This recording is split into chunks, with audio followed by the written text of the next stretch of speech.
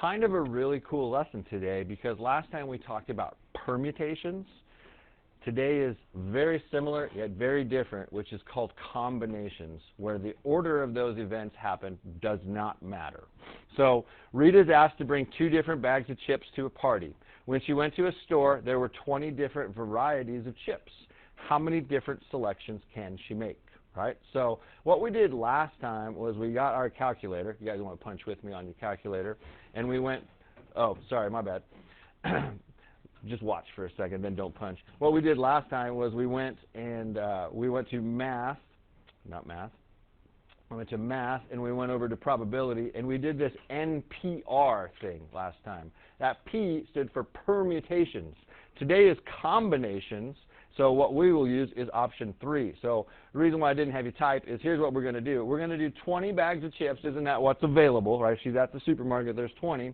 And then we're going to do a combination. And how many is she choosing? How many different bags of chips could she choose, according to this question?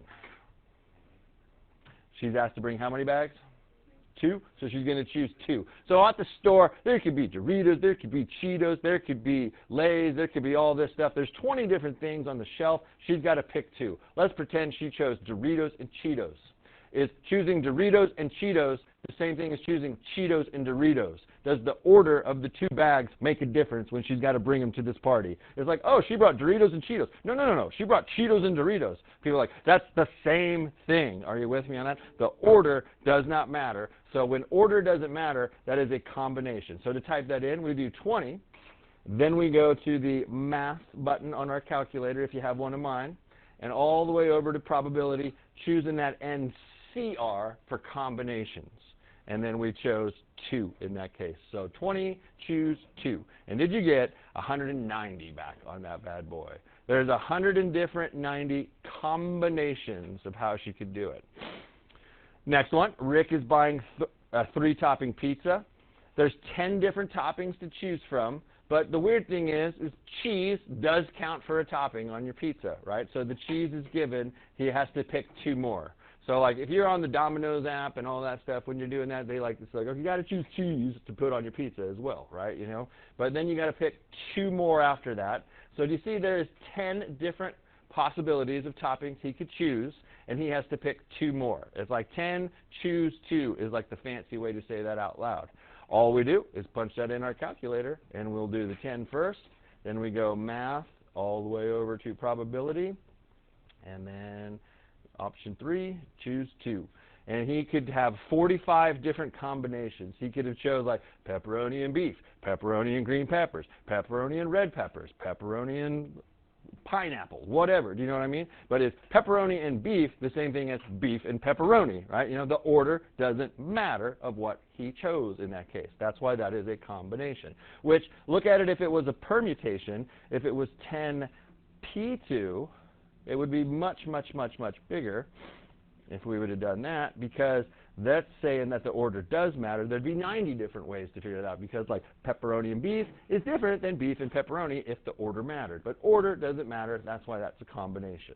So here we go. How many different 5-card hands are available in a deck of 52 cards? Deals. So the order doesn't matter what you have them. So how many cards are possible in the deck? 52. And they are going to randomly hand them out and give you 5 of them. Are you with me? That is like 52, choose 5. I'll let you punch that in and see what number we get. So punching that bad boy in, it's 52, choose 5. That's a big old 2, 5, 9, 8, 9, 6, 0. Then I go backwards every 3 spaces. You can get over 2 million, almost 2.6 million different ways to like have a card hand in that situation if you had to have 5 hands. And then here we go. In a lottery game, a player picks numbers from 1 through 50. Way more lottery balls than my little lottery that only had 5 of them, right? So how many different tickets are available? I forgot to type how many numbers we're going to pick, so we're going to say they picked 5 numbers, right? In a lottery game, a player picks 5 numbers from 1 through 50. So does order matter in this lottery game? Like if you picked 1, 2, 3, 4, 5, is that the same thing as having 5, 4, 3, 2, 1? Like, is that okay in this lottery game? Order does not matter. It is a combination. How many possibilities? 50. Choose 5. 50. choose 5.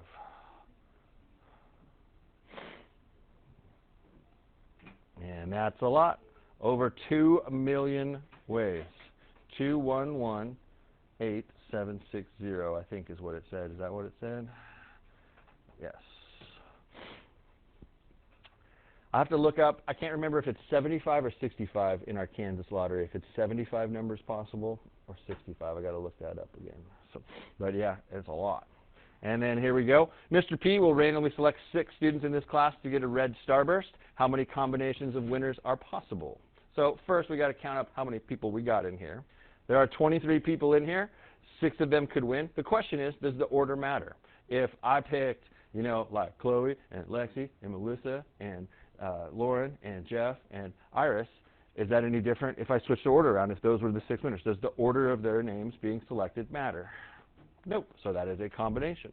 So 23, choose 6. 23, choose 6. 23, I don't want a matrix, choose 6. And I could do that with 6 people over 100,000 ways, 100,947. Nice. Here's what I'd like you to do on the next one. Read it and see if the order matters. Some cool artist has got 12 paintings just sitting around in their storage, right? And they're like, hey, man, we got an art show. I need you to bring 3 of them. I can only fit 3 of them in there. So they got to pick 3 of them. Does the order matter that they pick these 3, you know? If they pick the first one they did, then the second one they did, and the third one, is that different than picking the third one, the first one, and the second one, if they just got to bring them? Does the order matter? No, it does not. So 12C3, baby. 12C3. Punch that guy in, and you get 220.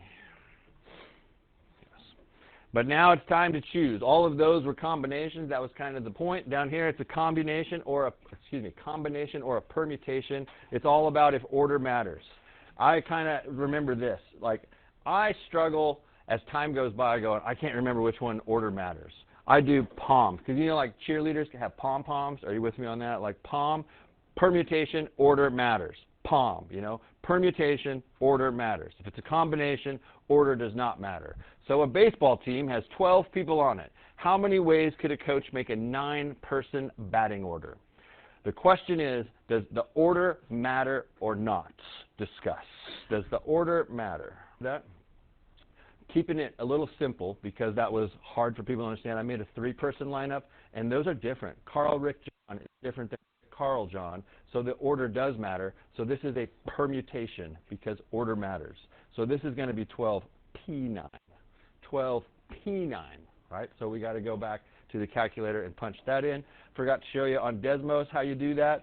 If you wanted to do the combinations or permutations, like this, it always starts you out on the main calculator. Switch it right here to function, and you see your NPR down here and your NCR here. What's weird is you got to hit that button first. So what was this? 12, choose 9. So you do 12, comma 9, and it should give you that big old number of over 79,833,600. 79,833,600. And then I'm going to do number 8 and then go back to something that's a little easier for one more quick example. But an event has 35 people. There's a $25 door prize for the 3 attendees. How many different ways can prizes be awarded? So here's what I got. There's 35 people at this party. When they all walked in, they got like a ticket, you know, to see if they could win this prize or anything. What's the prize? $25 door prize. How many of them are they giving away? 3, right? So here you go. I'll give you a door prize. You won a door prize. That's not going to work.